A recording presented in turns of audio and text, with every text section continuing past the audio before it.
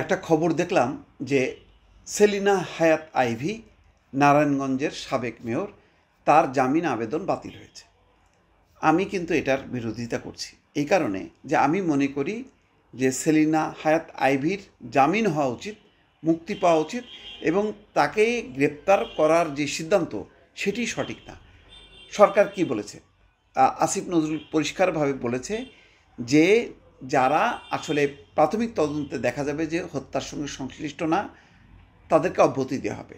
সেলিনা হায়াৎ আইভী এই জুলাই অভ্যুত্থানের এই হত্যাকাণ্ডের সঙ্গে, গণহত্যার সঙ্গে কোনো পর্যায়ে যুক্ত, এটা আমার বিশ্বাস করতে খুবই কষ্ট হয়। আমি মনে করি এটা ফেক।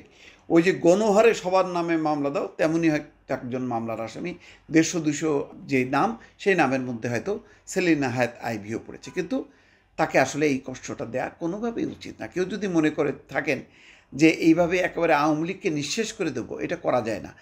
তাই যদি করা যেত তাহলে বিএনপি জামাত কিন্তু ওই শেখ হাসিনার 15 বছরে শেষ হয়ে যেত।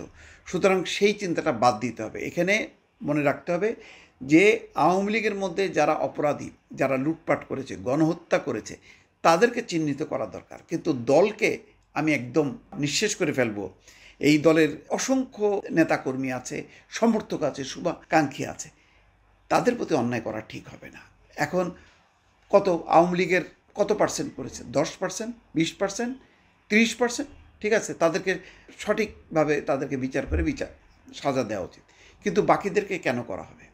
এই যে সেলিনা হায়াৎ আইভী, তাকে তো তার লড়াই করতে হয়েছে সেই নারায়ণগঞ্জের দুর্বৃত্ত শামীম ওসমানদের বিরুদ্ধে, এবং সেই লড়াইয়ে কিন্তু সেলিনা হায়াৎ আইভীর পিছনে বিএনপি, জামাতের অসংখ্য নেতাকর্মী এবং সাধারণ মানুষ ছিল।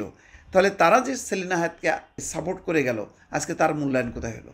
সে তো পালায় যায়নি, সে তো বাসায় ছিল। সুতরাং আমার মনে হয় যে সেলিনা হায়াৎ আইভীর ব্যাপারে ভিন্ন চিন্তা করা উচিত। এবং যেমন আব্দুল হামিদের ব্যাপারে দেখেন, তিনি কিন্তু আবার ফিরে এসছেন, এখন সাবেক রাষ্ট্রপতি, সেই জন্য আপনি একভাবে দেখবেন। আর সেলিনা হায়াৎ আইভী যেহেতু মেয়র, তাকে দেখছেন না, তার অবস্থানটা নিচে, এটা আমার মনে ঠিক না। আজও কালও আওয়ামী লীগ কিন্তু রাজনীতিতে আসবে। সুতরাং আওয়ামী লীগের রাজনীতিতে যারা পরিশুদ্ধ, যারা দোষ করেনি, তাদেরকে রাজনীতি করার সুযোগ দেওয়া উচিত। রাজনীতি জোর করে চাপায় রাখা সম্ভব না। আজকে সিদ্ধিরগঞ্জের গুলিতে নিহত সজল হত্যা মামলায় সিটি কর্পোরেশনের সাবেক মেয়র সেলিনা হায়াৎ আইভীর জামিন আবেদন নামঞ্জুর করেছেন আদালত।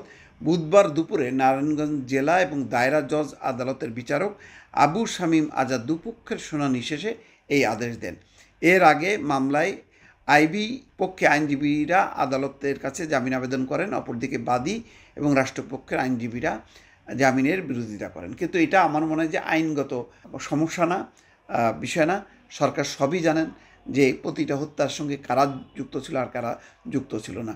সুতরাং সেলিনা হায়াৎ আইভীকে জামিন দেয়া, মুক্তি দেয়া এবং তাকে স্বাধীনভাবে রাজনীতি করার সুযোগ দেওয়া উচিত। যদি তাই না দেওয়া হয়, আজ হয়তো প্রশ্ন উঠছে না আন্তর্জাতিক পর্যায়ে, ভবিষ্যতে কিন্তু আন্তর্জাতিক সম্প্রদায়ের প্রশ্নের মুখে পড়তে হবে সরকারকে, বাংলাদেশকে। দর্শক, এটা মাথায় রাখতে হবে। ভালো থাকবেন। আল্লাহ হাফেজ।